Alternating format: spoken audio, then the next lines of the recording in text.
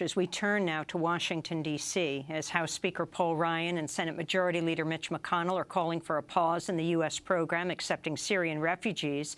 I want to bring into the conversation Congressmember Barbara Lee of California. Your response to the crackdown, now 27 governors are saying they will not accept Syrian refugees. In fact, your theory, Peter Bouckaert, around the finding of the Syrian passport, the false passport, in one of the gunmen in Paris. I think ISIS wanted that passport to be found. They hate these refugees more than anybody in Europe because these refugees are fleeing from their self-declared caliphate. They would love it if we shut the door on these refugees. It's pure propaganda value for ISIS if we do so. Congressmember Barbara Lee, what is being called for in Congress? Your response to the House Speaker? Well, there's some who are calling for a halt. I believe Speaker Ryan wants us to, as he said, put a pause in our refugee policy and resettlement policy. But I have to just say, this moment really tests the character of our nation, Amy. When you look at the vetting process, the investigations, the screening, the background checks that occur as it relates to refugees, especially Syrian refugees, this can take up to 2 years. Homeland Security is very thorough. I am on the Appropriations Committee, and we support and want to work to make sure Homeland Security has all the resources that it needs. But I have to say that to put a halt into allowing people to come in who are widows, who are children, who are fleeing horrific circumstances, that's not who we are as a country. And there are many of us who are not going to accept this type of move to really put a halt in this program. This is the moment when we have to step up as a country and demonstrate to the world who we are. And we do have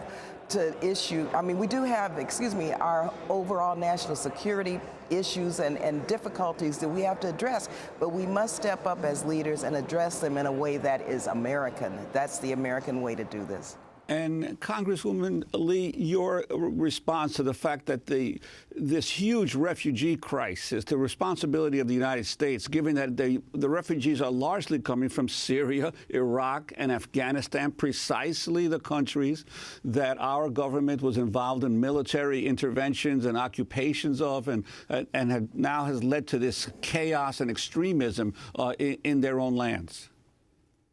Well, 14 years ago, I voted against the blank check that authorized the use of force that created the conditions for what we see today. This was the wrong approach. I believe we see that the military actions have not made the world any safer.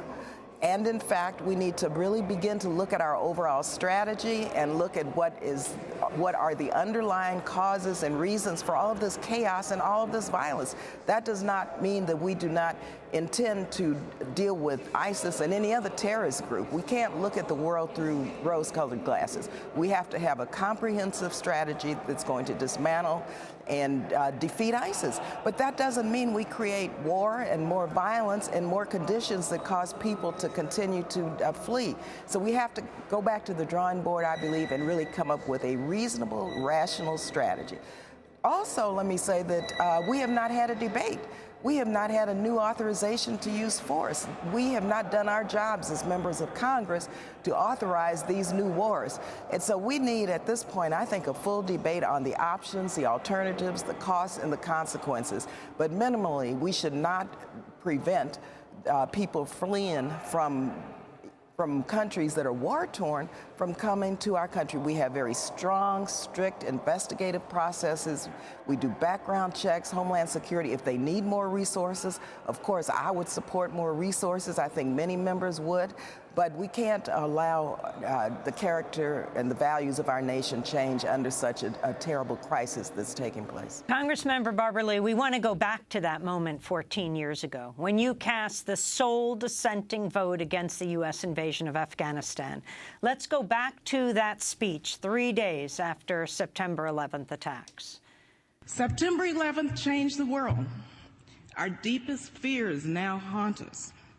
Yet I am convinced that military action will not prevent further acts of international terrorism against the United States. This is a very complex and complicated matter. Now, this resolution will pass, although we all know that the president can wage a war even without it. However difficult this vote may be, some of us must urge the use of restraint. Our country is in a state of mourning.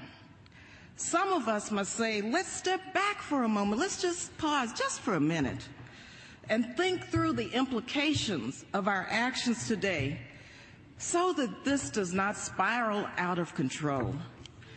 Now, I have agonized over this vote, but I came to grips with it today, and I came to grips with opposing this resolution during the very painful yet very beautiful memorial service.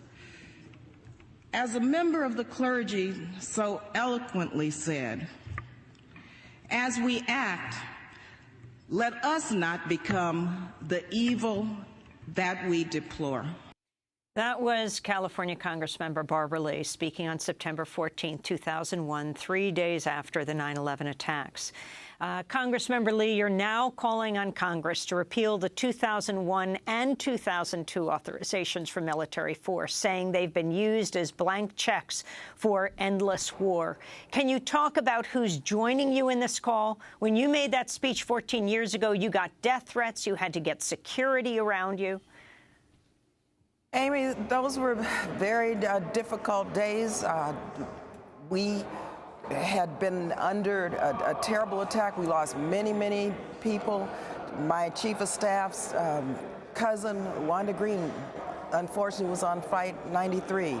We lost Wanda, and all of the victims of the horrific attacks of 9/11, we still think about, pray for, and wonder how this could happen. And so, believe you me, during that moment, we had, I believe, then the chance to really step out, continue with our mourning and anger, but as members of Congress, try to come up with some rational approach to address terrorism in a way that did not cause more wars, more terrorist attacks, and more violence.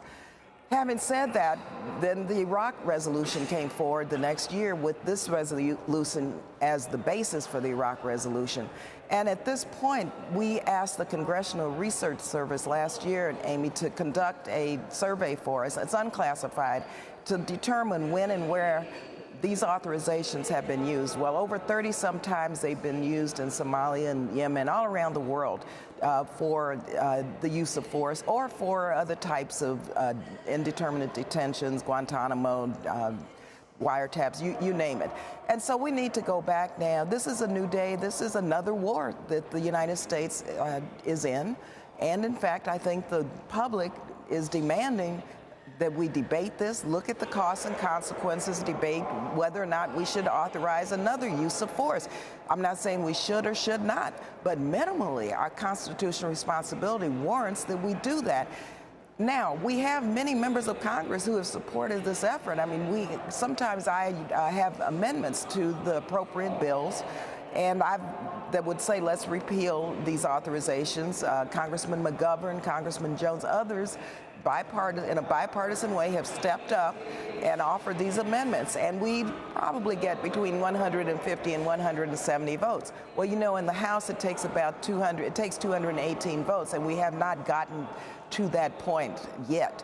But I believe the more we talk about it, the more the public is going to demand that they understand what is taking place and engage in and make us engage in doing our job the proper way and engage in a debate. Because 3 days after the horrific attacks of 9/11, I think we had a 1-hour debate, Amy, on the use of force. That, to me, was just wrong. It abdicated our responsibility. We should have waited. We should have assessed what took place and come up with a comprehensive strategy in our response to 9/11. So I think we need to really go back now and have that debate that we never had before, quite frankly. And Congresswoman Lee, your assessment of how President Obama is dealing with the situation currently. Obviously, he came into office vowing to end the wars in the Middle East. He's now extended the ground troops in Afghanistan through the end of his term and reinserted 50 more or 50 ground troops now into Syria. Your sense of how he's dealing with things?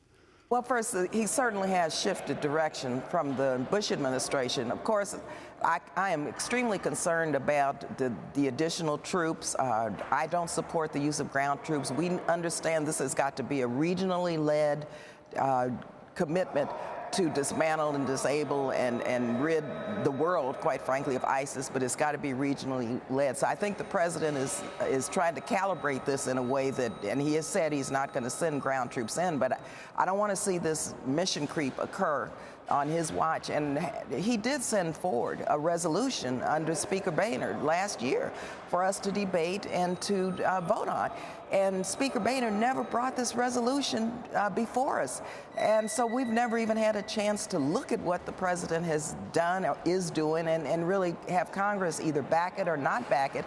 And so I think what the president is saying now, though, is very important when he talks about the refugee crisis and how we should not shift our policy and how we need to continue to step up and do the right thing as Americans. And so the president, I think, it needs to have Congress weigh in on his strategy, because if we don't weigh in, we've abdicated our responsibility to the administration. And, then the public will never know what Congress's will, which would be their will, would be as it relates to the escalation of the use of force in the region, which we have not authorized.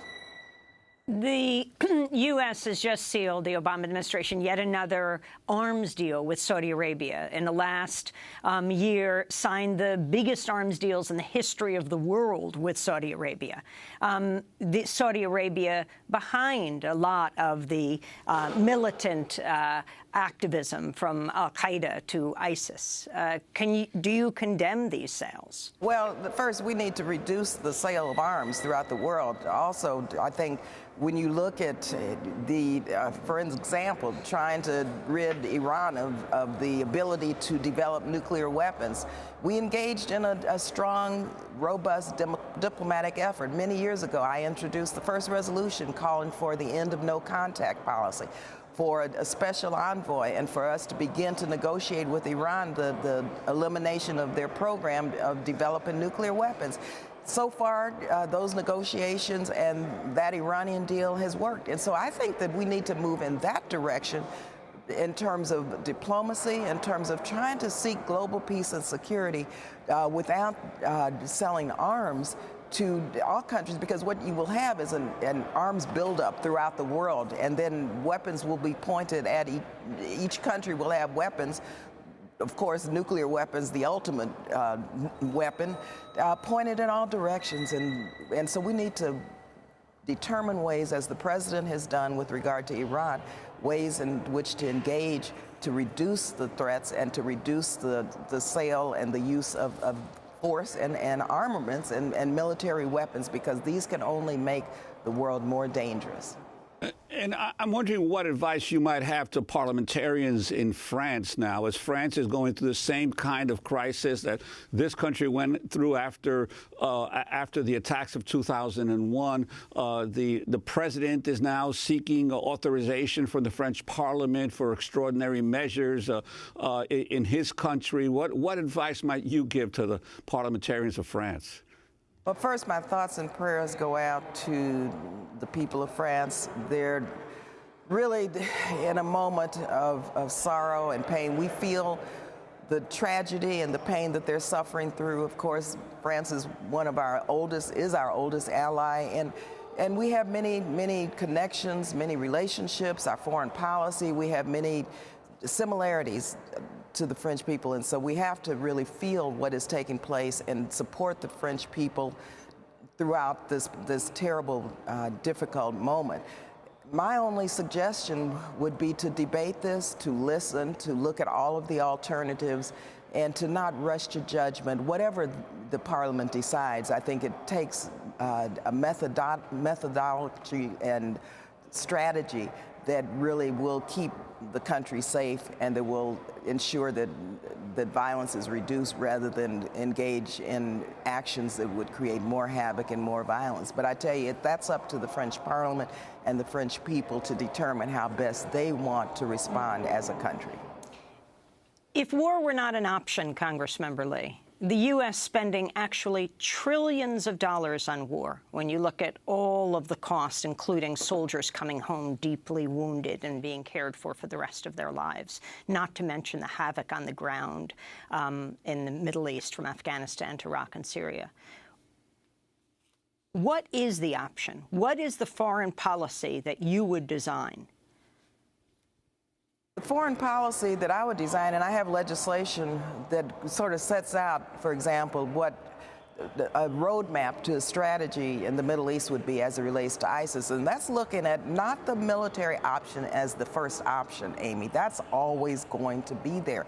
But looking at how we can support and enhance a regionally led strategy that would lead to a political and diplomatic settlement. People have to be empowered. They have to feel that their countries are including them in the government and in all of the development and the fabric of their governments. That's not happening in many countries in the world. And so we have to have a regionally led strategy, and my legislation lays that out. Of course, as I said earlier, the military option is going to always be there. We can't say that the use of force or military action is never acceptable.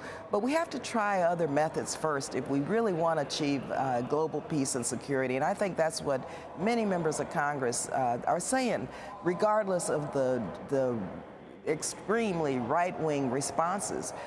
We have to, as leaders, really lay out a vision and an alternative and hopefully have a debate on what those alternatives are, because our veterans have come home. Many can't even get a job. Many are homeless. I'm the daughter of a veteran. And Amy, I'm telling you, our veterans have paid us a very heavy price. They've served this country well. They've done everything we've asked them to do. Yet we cannot seem to figure out ways to ensure their health, their mental health, their security. Of course, we've done much better under this administration. And when, of course, as I have to say, when Speaker Pelosi was Speaker during those years, we did invest more in our veterans and in their security, economic security, health care, and mental health. But we haven't done everything we should do, and we need to do more for our veterans. I'm on the Veterans Subcommittee of the Appropriations Committee. And believe you me, we need many more efforts and many more resources put in.